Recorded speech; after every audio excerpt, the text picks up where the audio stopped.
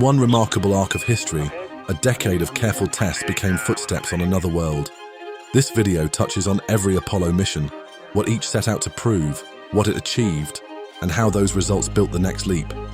From early Saturn I trials to 6 landings and the handshakes of Apollo Soyuz, you'll see a program that turned engineering discipline into exploration.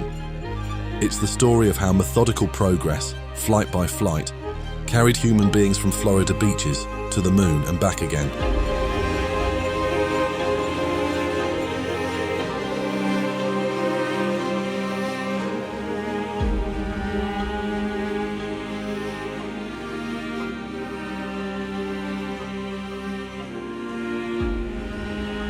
After World War II, the United States and the Soviet Union absorbed German rocket technology and personnel.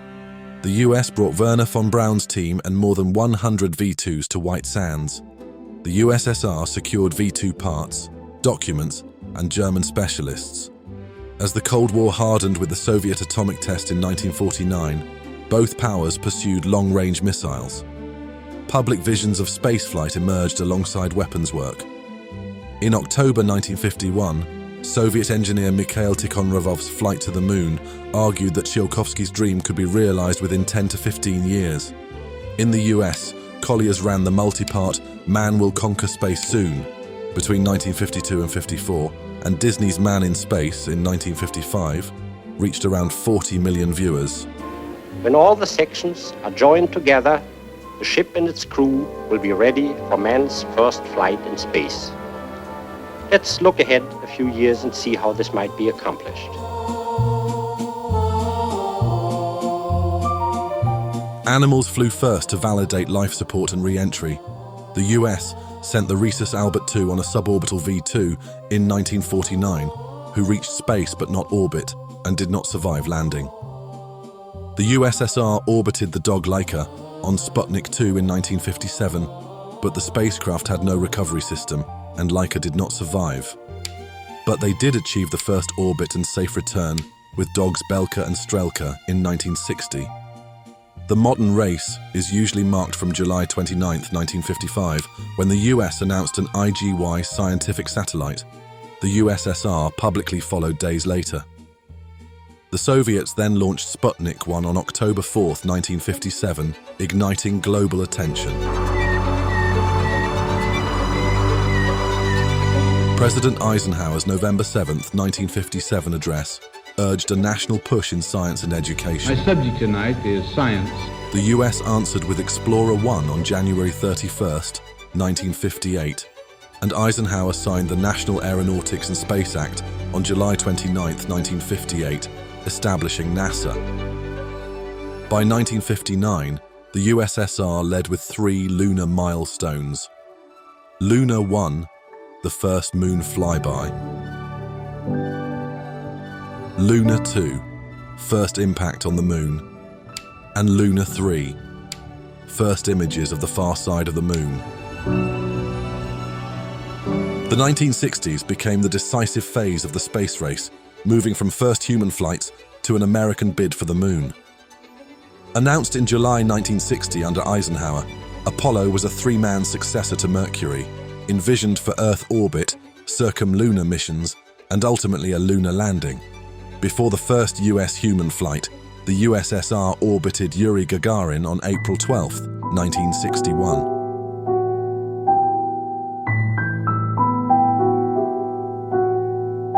The United States followed with Mercury Redstone 3 on May 5, 1961, its first human suborbital mission, then advanced rapidly through Project Gemini, which proved rendezvous, docking, long-duration flight, and extravehicular activity, or EVA.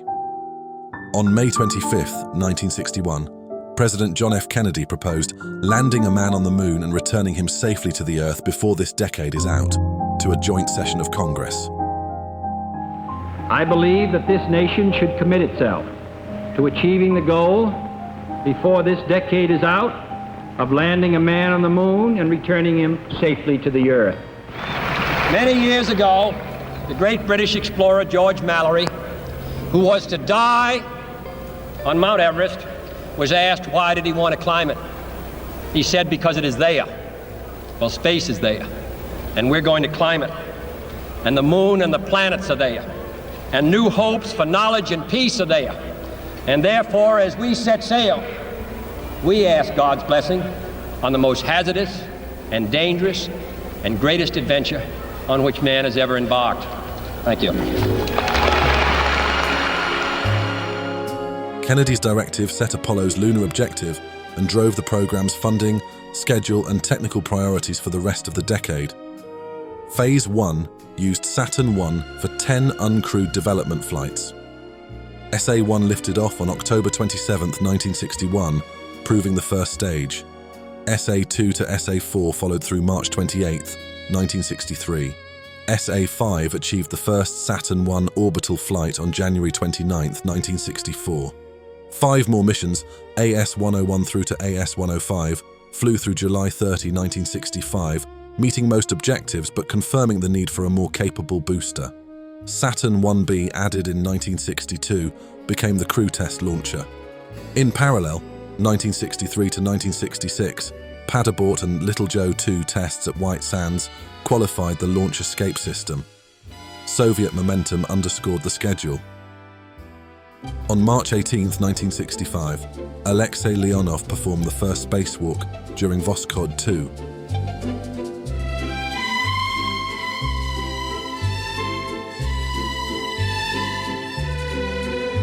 Saturn 1B flight AS-201 on February 26, 1966, was the first uncrewed Apollo Command and Service Module, or CSM, test.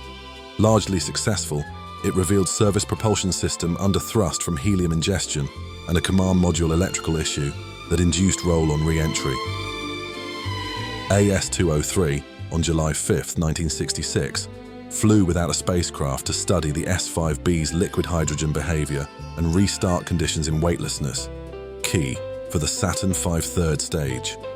AS-202, on August 25, 1966, exercised a near-complete Block 1 CSM at high altitude, executed 4 service propulsion system burns, and performed a skip re-entry, validating durability and entry techniques ahead of crewed missions.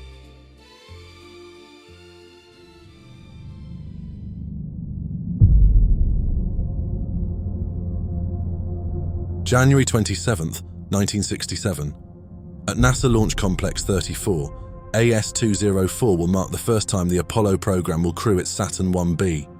3 crew members will be part of the mission: Command Pilot Gus Grissom, Senior Pilot Ed White, and Pilot Roger B. Chaffee. The scheduled launch is February 21st. In the meantime, the crew do rehearsals. January 27th marks one such rehearsal, which includes the entire process up until launch. The unfueled Saturn 1B sits on the pad. The crew go through their usual procedure and eventually enter the command module. The hatch is closed, locked both mechanically and by the pressure difference inside the cabin. While everything seems fine, disaster suddenly strikes at 6:31 p.m. Something seems to spark inside the cabin. The crew are strapped in and look around. The fire spreads extremely rapidly inside the cabin.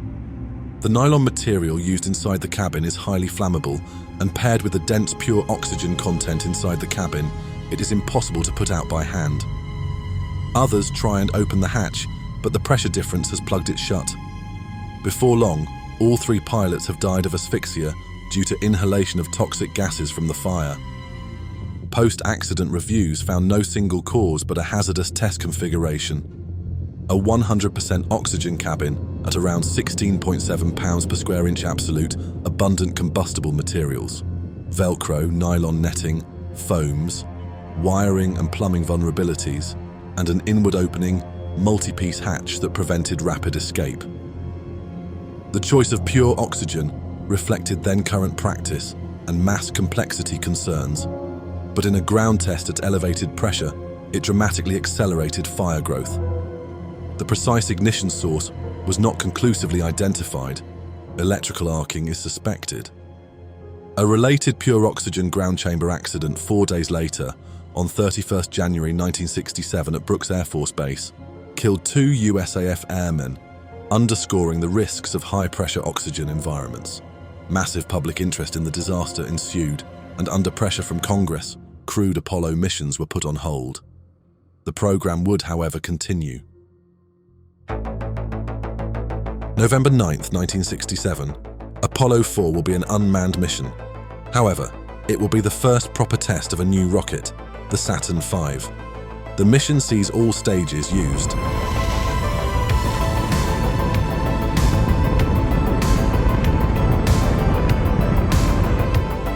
It would feature a Block 1 service module to test Block 2 changes. It featured a new first stage and second stage, the S1C and S2.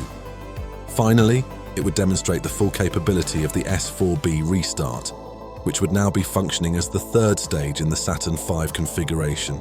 The mission lasts 9 hours in total. NASA considers it a complete success.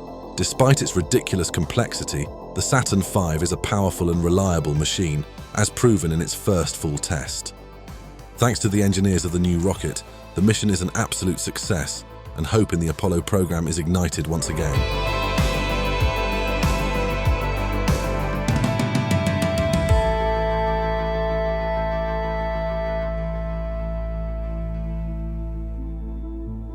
January 22nd, 1968. Apollo 5 was the first in-space test of the lunar module LM-1, launched uncrewed on a Saturn 1B. Objectives were to verify descent and ascent engines, start-stop restart capability, guidance and staging, and a fire-in-the-hole abort, igniting the ascent engine while the ascent stage was still attached to the descent stage, as would be required in an immediate landing abort. The flight also exercised the S4B stage and instrument unit, relevant to restart techniques later used with Saturn V. After insertion into orbit, the first planned 39-second descent engine burn shut down after 4 seconds when the Apollo guidance computer sensed lower than expected acceleration. The proximate cause was a propellant valve not armed until ignition, delaying flow. Software limits were overly conservative.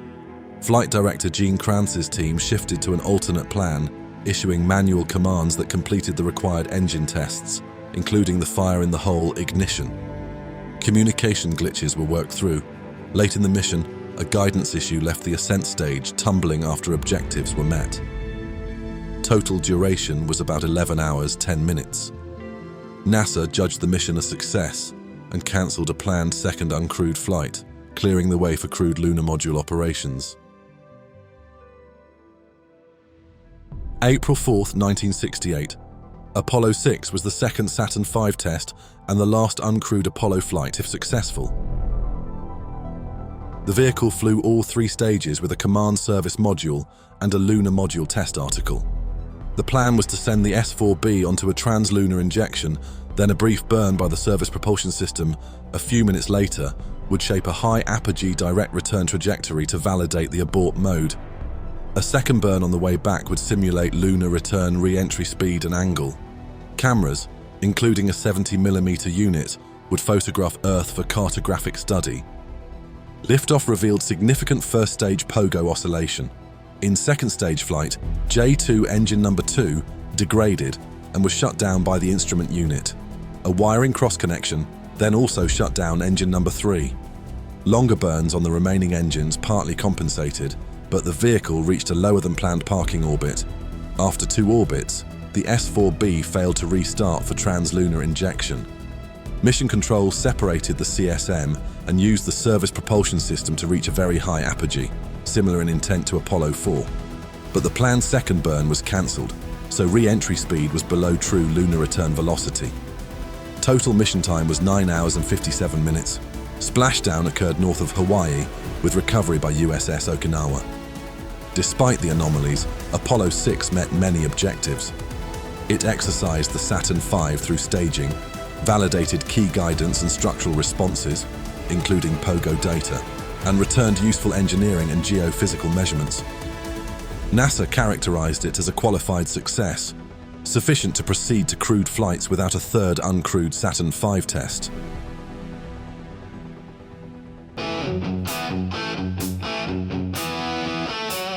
October 11th, 1968, Apollo 7, first crewed Apollo flight and first crewed Saturn 1B, launched from Cape Kennedy with Wally Schirra, Don Eisel, and Walt Cunningham. The mission's job was to qualify the Block 2 Command and Service Module in Earth orbit. After S4B cutoff, the CSM separated, performed transposition and simulated docking procedures. There was no lunar module. Then used the S4B as a target for rendezvous practice, closing from tens of miles to close proximity. Across the 10-day, 20-hour flight, the crew executed 8 service propulsion system burns to prove engine performance, restart capability, guidance, and navigation. The flight pioneered live television from an American spacecraft on day 4, offering the first real-time views of life aboard Apollo. Several minor issues were managed: high cabin noise from fans, which the crew intermittently shut off, condensation and water collection, and an electrical bus dropout that required breaker resets. All 3 astronauts developed head colds early in the mission.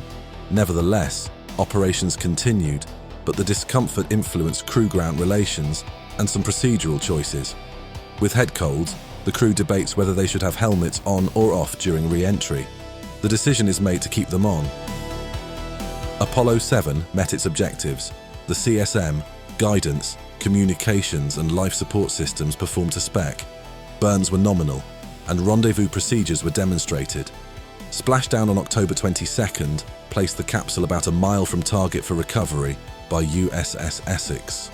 Technically, it cleared the way for the program to move from Earth orbit qualification to lunar mission preparation.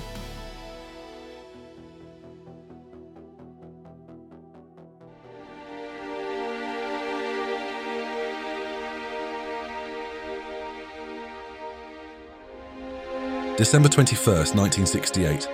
Apollo 8 will mark the first crewed spaceflight to leave Earth's gravitational sphere of influence and the first manned flight to reach the Moon. This time the crew, consisting of Jim Lovell, William Anders and Frank Borman, will be aboard the Saturn V. In space, new navigational methods are used by the crews to ensure an accurate orbit. Then, on the second revolution around Earth, trans-lunar injection begins. It is the first time this has been tested properly. At 3 hours 21 minutes, the service module detaches from the S4B. Mid-course corrections first occur at 10 hours 55 minutes, a first test for the service propulsion system. At 68 hours 59 minutes, Apollo 8 passes behind the Moon, landmark achievement, and communications temporarily cut out.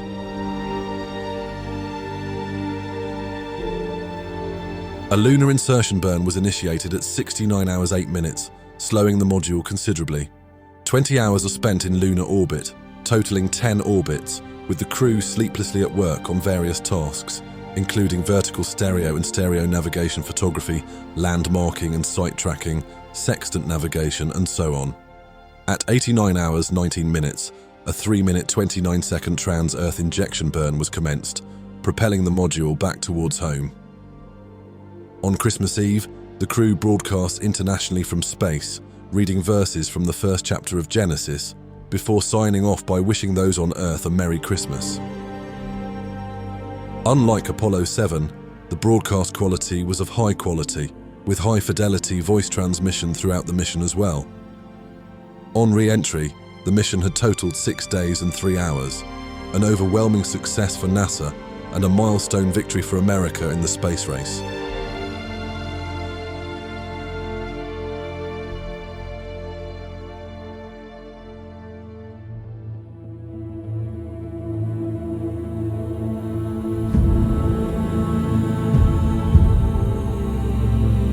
March 3rd, 1969. Apollo 9 will mark the second phase of manned testing. Rusty Schweikart, David Scott and James McDivitt take a Saturn V, this time carrying both the lunar module as well as the command and service module. It will be a more comprehensive simulation of a lunar mission. However, due to the added complexity, this will be conducted in low Earth orbit.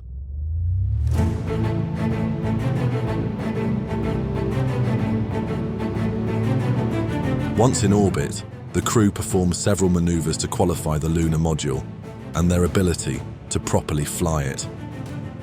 The lunar module's ascent and descent propulsion systems are tested, as well as other controls for manual handling. It also marked America's first extravehicular activity from a lunar module and the first in-flight test of the backpack life support system. Rusty Schweikart stepped outside lunar module Spider, while Dave Scott performed a stand-up EVA at the command module hatch to rehearse an external transfer path. No astronaut actually moved between spacecraft. The first true EVA crew transfer had occurred 2 months earlier between Soyuz 4 and 5, January 1969. However, Apollo 9 will mark other firsts. They will be the first to dock, extract and operate a manned lunar module in space. The S-4B, lunar module, command module and service module would all be tested in a variety of configurations with various rendezvous and docking maneuvers. These complex procedures guarantee that all systems, especially the lunar module, will function properly. Coming in at 10 days and 1 hour, the mission ended with a re-entry delayed by 1 revolution due to heavy seas in the recovery area.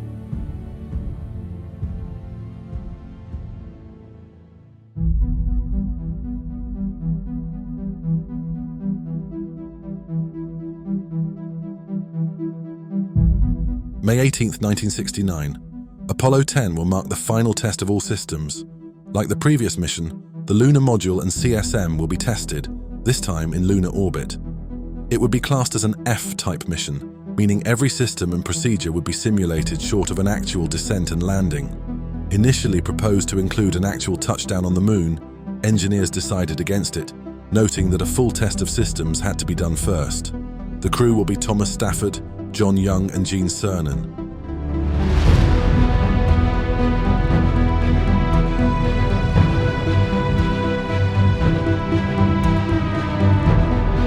After 1.5 revolutions around the Earth, translunar injection occurs.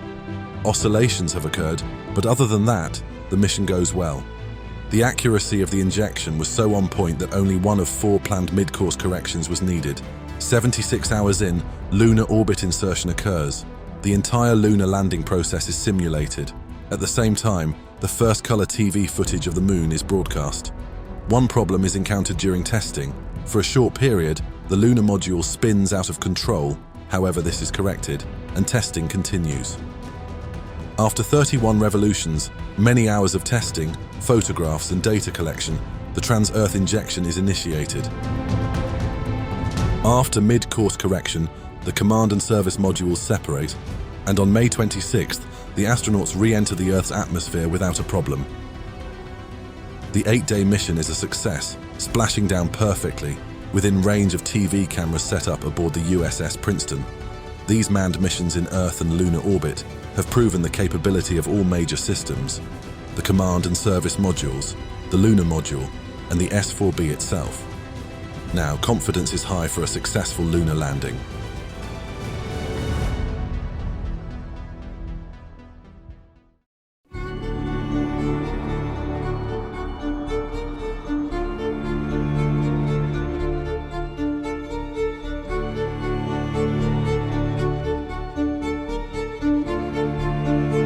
On 16th of July 1969, Apollo 11 lifted off from Launch Complex 39A on Saturn V, designated AS-506. The crew, Commander Neil Armstrong, Command Module Pilot Michael Collins, and Lunar Module Pilot Edwin Aldrin, was tasked to achieve the first crewed lunar landing and return. The spacecraft comprised Command Module Columbia, the service module with propulsion and support systems, and Lunar Module Eagle. After translunar injection on Flight Day 1 and a 76-hour coast with routine course corrections, the stack entered lunar orbit on the 19th of July. The next day, Armstrong and Aldrin undocked in Eagle, leaving Collins to conduct solo operations in Columbia. Powered descent targeted the area of Mare Tranquillitatis. Final approach required manual inputs to avoid boulder-strewn terrain. Eagle touched down about 6.4 kilometers from the aim point. The surface exploration lasted 2 hours 31 minutes and included deployment of the early Apollo scientific experiments package, passive seismometer and laser ranging retroreflector, photographic documentation, flag deployment, and collection of rock and soil samples. After 21 hours and 36 minutes on the surface, Eagle's ascent stage launched to rendezvous and dock with Columbia on July 21st. The crew performed trans-Earth injection the next day. Re-entry and splashdown followed on the 24th of July in the Pacific, roughly 1,450 kilometers southwest of Hawaii, and USS Hornet coordinated the recovery. Apollo 11 met all objectives, the first men to walk on the moon, gathering the first lunar samples and providing valuable engineering and scientific data that shaped subsequent missions.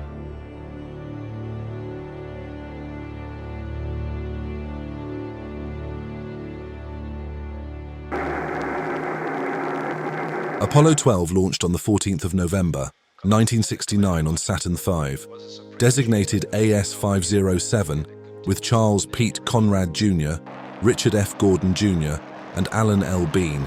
About 36 seconds into ascent, 2 lightning strikes briefly knocked the command module's fuel cells offline and lit multiple warnings. The crew restored systems and continued to orbit and trans-lunar injection without further issues. After a standard coast and corrections, Apollo 12 entered lunar orbit on the 18th of November. The next day, Conrad and Bean undocked in lunar module Intrepid for a precision landing in Oceanus Procellarum near the 1967 Surveyor 3 site.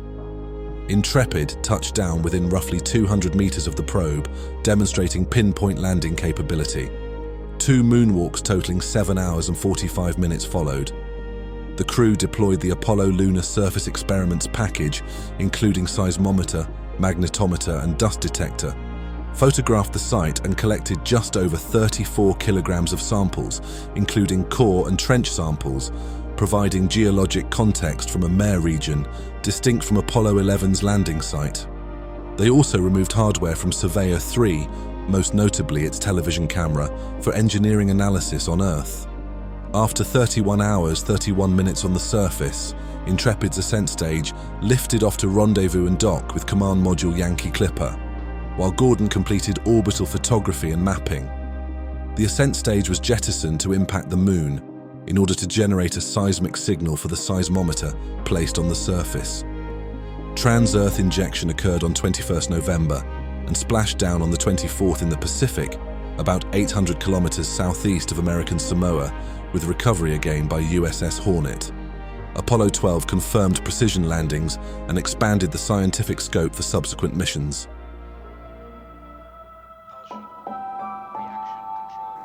Apollo 13 launched on the 11th of April 1970, again on Saturn V and designated AS-508. It was manned by James A. Lovell Jr., John L. Swigert Jr., and Fred W. Hayes Jr. The mission aimed for a 3rd lunar landing at Fra Mauro, with another Apollo Lunar Surface Experiments package deployment. After Earth orbit insertion and trans-lunar injection, the Command and Service Module, Odyssey, docked with Lunar Module, Aquarius, and separated from the S-4B as routine. At around 56 hours into flight on the 13th, a scheduled stir of the service module's cryogenic oxygen tanks caused an electrical short. Oxygen tank number 2 failed explosively, and tank number 1 lost pressure. 2 of 3 fuel cells went down, crippling Odyssey's power and life support. The lunar landing was aborted. Mission Control placed the spacecraft on a free return trajectory, later refined with a lunar module descent engine burn to hasten return. To conserve consumables, the crew powered down non-essential systems and improvised carbon dioxide removal by adapting Command Module lithium hydroxide canisters to Aquarius's system. Apollo 13 passed behind the Moon on the 15th at roughly 254 kilometers altitude and performed course corrections to fine-tune re-entry. Shortly before Earth return, the Command Module was powered up from minimal batteries using carefully sequenced procedures. On the 17th, after jettisoning the Service Module and Aquarius, Odyssey re-entered splashdown in the Pacific, 6.5 kilometers from USS Iwo Jima. Although it never reached the surface, Apollo 13 validated emergency procedures, demonstrated critical systems resilience under multiple failures, and yielded operational lessons that informed subsequent spacecraft design and mission planning.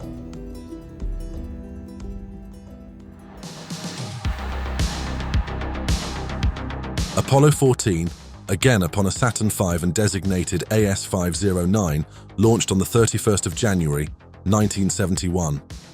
The astronauts were Alan B. Shepard Jr., Stuart A. Rooser, and Edgar D. Mitchell. The goal was a crewed landing at Fra Mauro, Apollo 13's original target, and to deploy the previous mission's equipment plus an expanded geology program.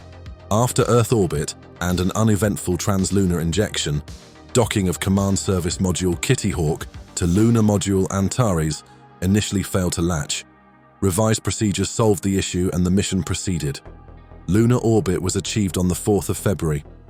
The next day, Shepard and Mitchell descended in Antares.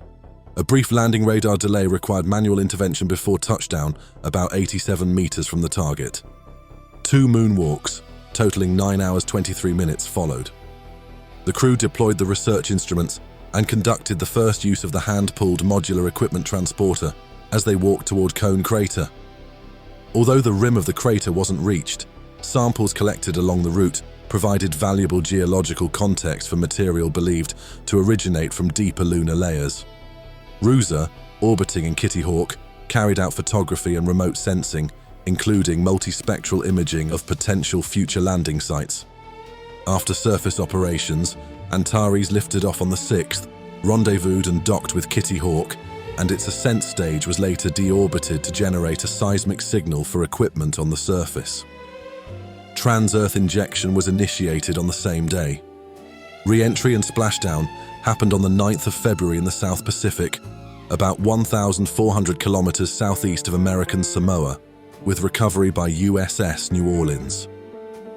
Apollo 14 validated extended surface operations, refined sampling methods, and returned key highlands geology.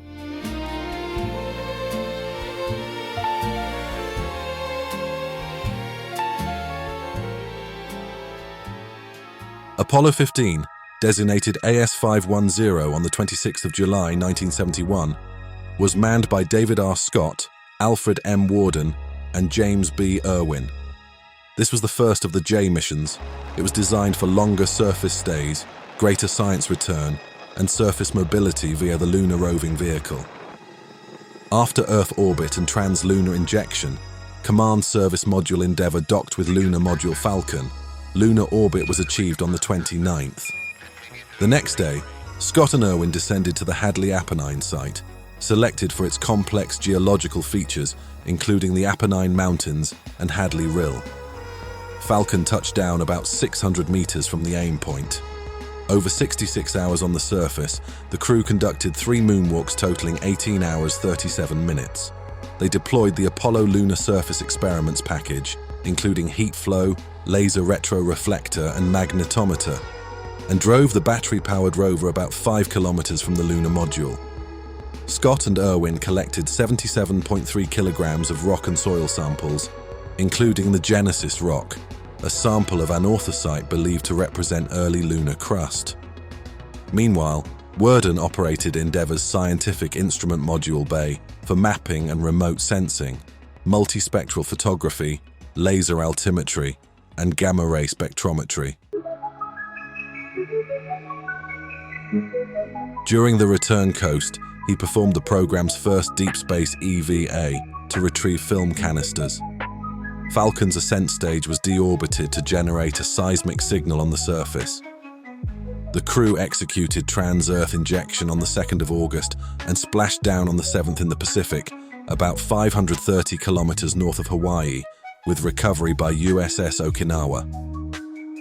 Apollo 15 demonstrated the value of increased surface mobility with the lunar rover, and more scientific instrumentation, marking a transition from primarily engineering-focused lunar operations to a greater emphasis on lunar geology and planetary science.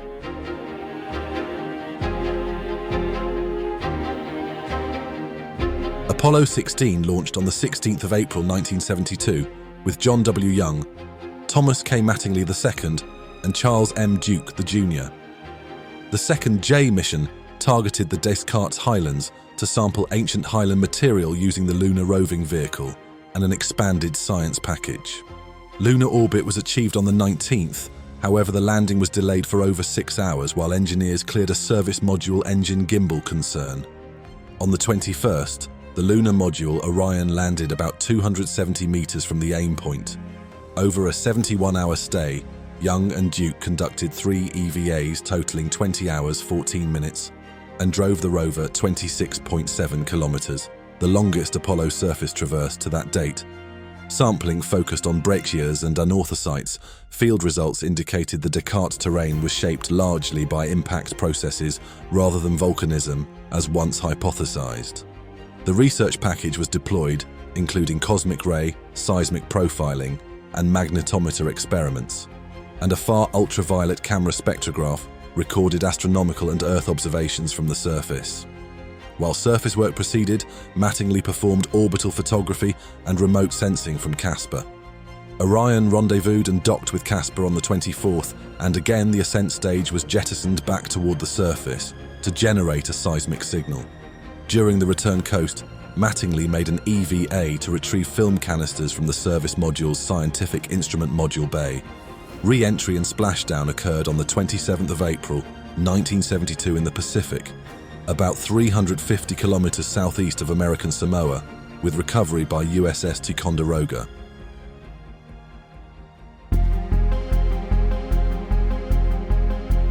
Apollo 17 would be the 6th and final moon landing. AS-51-2 would launch on the 7th of December, 1972, with Eugene A. Cernan, Ronald E. Evans, and Harrison H. Schmitt, the first professional geologist to land on the moon. Targeting the Taurus-Littrow Valley for its mix of ancient highland material and younger volcanic deposits, the spacecraft performed translunar injection without incident.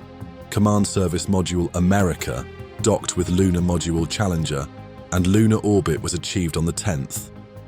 The next day, Cernan and Schmitt descended in Challenger and landed about 200 meters from the aim point. The surface stay lasted roughly 75 hours, the longest of the Apollo landings. 3 excursions totaling 22 hours 4 minutes deployed the Apollo Lunar Surface Experiments package, including seismic profiling, heat flow, and gravimeter experiments, operated the lunar roving vehicle for 35.7 kilometers, the program record, and collected 110.5 kilograms of samples. Notable finds included orange-colored soil, later identified as volcanic glass, evidence of ancient lunar volcanism. Evans, orbiting in America, conducted extensive photography and remote sensing using the service module's Scientific Instrument Module Bay, then performed a deep space EVA on the return coast to retrieve film canisters. Challenger's ascent stage lifted off the moon surface on the 14th of December, docked with America, and, as with previous lunar modules, was deorbited to hit the moon's surface for seismic calibration of equipment on the surface. Trans-Earth injection followed on the 16th and splashdown on the 19th in the Pacific, about 560 kilometers southeast of American Samoa. Recovery was by USS Ticonderoga. Apollo 17 achieved the most extensive scientific program of the Apollo landings, combining maximum surface mobility, targeted geological sampling, and high-resolution orbital observations. It marked the conclusion of crewed lunar exploration in the Apollo era.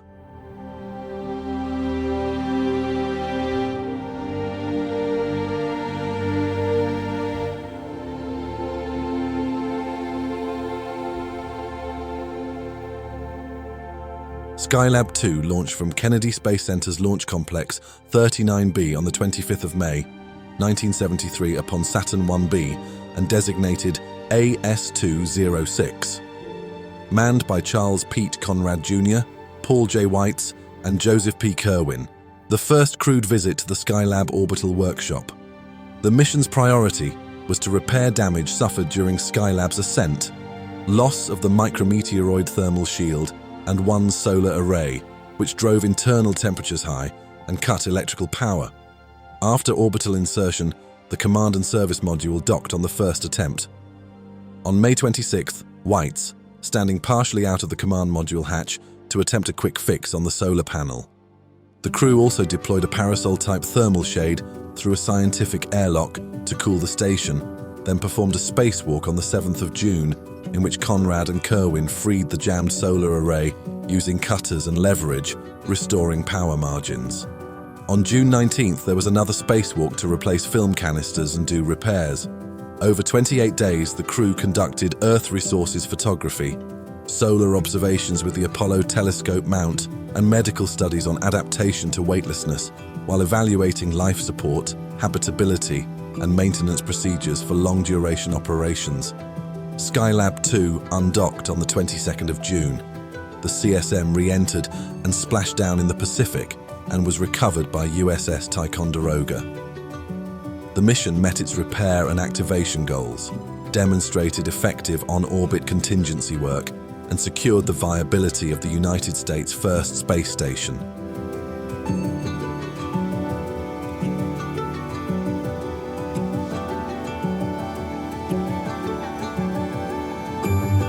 Skylab 3 followed on the 28th of July 1973, again atop Saturn 1B, and designated AS-207 with Alan L. Bean, Jack R. Loosma, and Owen K. Garriott, the second crewed visit to the Skylab workshop. Objectives focused on a longer stay, continued solar work with the Apollo telescope mount, Earth resources photography, and an expanded life sciences program to measure cardiovascular, muscular, and metabolic changes over nearly 2 months. Soon after docking, the crew detected a propellant leak in the Command Service Module's reaction control system. It did not threaten the flight, but required procedures to conserve thruster capability for safe return. Over 59 days, they conducted extensive telescope observations of flares, coronal mass ejections, and sunspot activity, photographed agricultural regions and geologic features, and supported materials science and medical studies to inform future long-duration missions. 3 spacewalks replaced the telescope's film, installed equipment, and performed exterior maintenance. Inside, the crew maintained systems, managed habitability over an extended timeline, and refined checklists for in-orbit anomalies. Skylab 3 undocked on the 25th of September, 1973. The command module re-entered and splashed down in the Pacific, about 370 kilometers southwest of San Diego, and recovered by USS New Orleans. The mission demonstrated the practicality of 2-month stays, expanded Skylab's scientific return, and validated operations for handling spacecraft issues during long missions.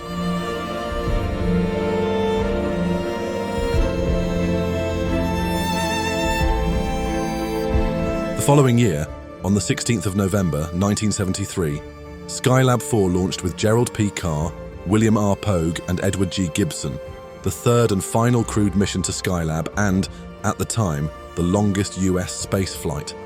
As with the previous mission, objectives included continued solar observations with the Apollo telescope mount, expanded Earth resources studies, medical and life sciences research, and long-duration evaluation of station systems. After docking the same day, the crew began an 84-day stay.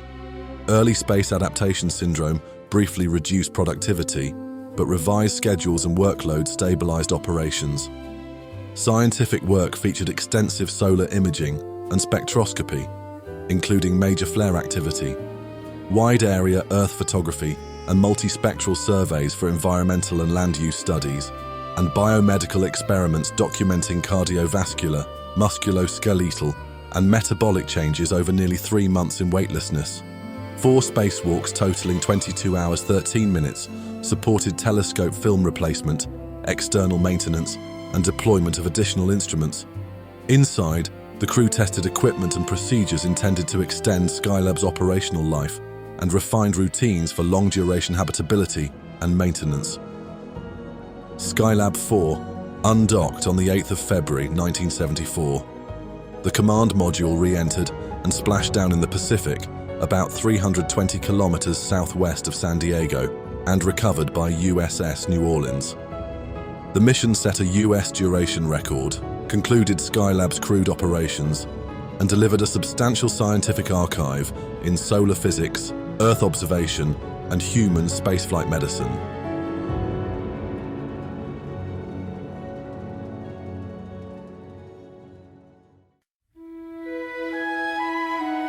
The Apollo-Soyuz test project launched on the 15th of July 1975 as the final Apollo flight and end of the Apollo program.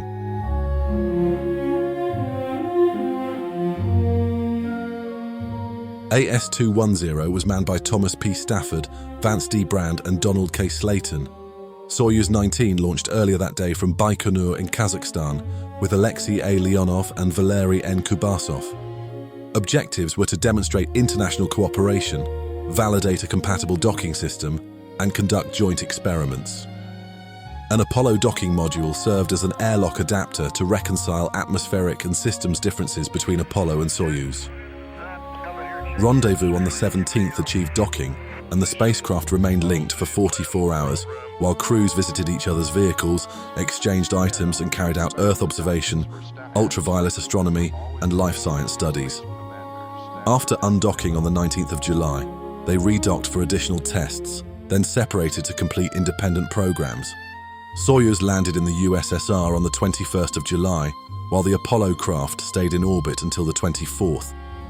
During re-entry, a reaction control malfunction allowed nitrogen tetroxide fumes into the cabin, briefly incapacitating the crew. However, all recovered after treatment.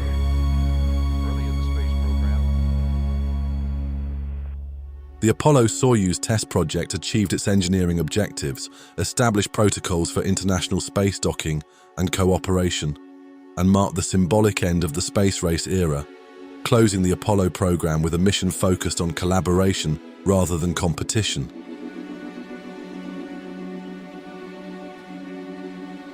Across 20 flights, Apollo moved stepwise from uncrewed tests to precision landings, then to long-duration operations and international docking.